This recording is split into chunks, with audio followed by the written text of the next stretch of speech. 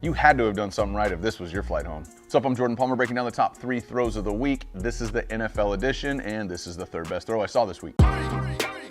JP. For this one, let's go to Washington, D.C. Quarterback is Kirk Cousins. He's played a lot of games at FedEx Field before this, but now he's coming in the purple and gold. First time back in that stadium, and then this is the first score of the game right here, and it's a freaking dime. All right, both teams are tied at 0 here. They're in a tight split, condensed split, 2-by-2. High angle corner by number 1. Number 2 is going to hold that underneath coverage, and the high angle corner is Justin Jefferson. So for this one, he doesn't have to win. He doesn't have to create separation. He has to put the defender on the inside of him and allow for that ball to be thrown high. Justin can go up and get it. He does just that. And this looks like a great catch by Justin Jefferson. This is a routine ball. This is exactly where you want it thrown. Cousins layers this thing, only place Justin Jefferson can get it, but it isn't too far where he can't get 2 feet down. So this is just perfect timing, perfect execution. Cousins ends up going 22 for 40, 250, 2 touchdowns. Huge week coming back. And the Vikings are now 7-1, and they got a comfy lead here in the NFC North. The Bears and the Packers lost again this weekend. And after being held scoreless in the second half, they came back and scored 13 unanswered points to beat the Washington Commanders by 3. And at this point, I guess the only thing you can say is, "You like that?" Why did the Dolphins head coach have something to say to the Bears quarterback on the field this past Sunday?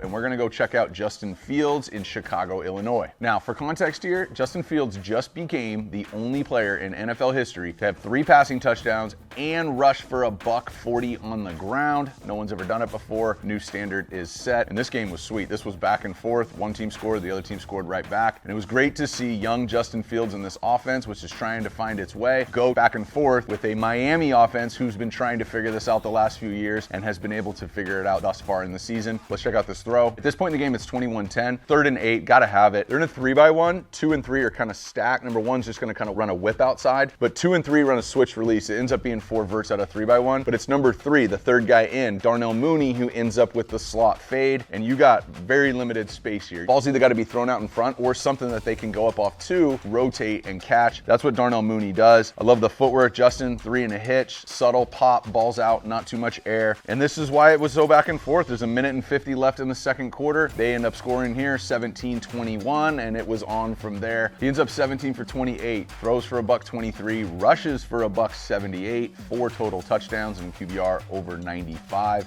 Really starting to turn a corner there in Chicago. They got $100 million in cap space and a bunch of picks coming up. It looks like they're really starting to build a nucleus around the young dude who had a really tough start to his career last year and has just been weathering the storm and getting better. This throw might have just broken Amazon's next-gen stats. And for this one, we're going to go to FedEx Field in Washington, D.C. Quarterback is Taylor Heinicke, who was on The Room last week. It was a great episode if you haven't seen it yet. So it was 7-3 Minnesota to start the third quarter. Washington really couldn't get anything going, and then it was this throw that allowed them to take the lead, which really made this an interesting game that actually came down to the very end. And Heinicke launches this ball 53 yards in the air into triple coverage, usually frowned upon, but in this case was rewarded by Curtis Samuel with a little help from the ref. So he's got the look you want right here. He's got a speedy Curtis Samuel with a wide depart, big post. He's got a quarters look over here. If it wasn't for the referee, I think the fold over Bynum, the fold over safety actually makes this play, and it would not have been on that list. From a ball placement standpoint, I mean, he's got a guy in his face, he's jumping, he's throwing it. Curtis didn't really have to adjust much, and this one took the lead, really turned this game around for Washington as he was trying to get his 3rd win in a row. Now, for next gen, this is why it almost broke it. Ball traveled 53 yards in the air. It was an 18.1% completion probability, had a 0.7 yard target separation, and on top of that, there was 3 defenders within 1.6 yards of Curtis Samuel when he made the catch. Now, that is not one that you would train a young man to go ahead and throw over and over and over again unless he's got Curtis Samuel out there. Taylor Heinicke and Washington showed that they can go toe-to-toe with Minnesota, while right alongside Philly might be the standard in the NFC. Washington's got something they're building here, even though they got the L.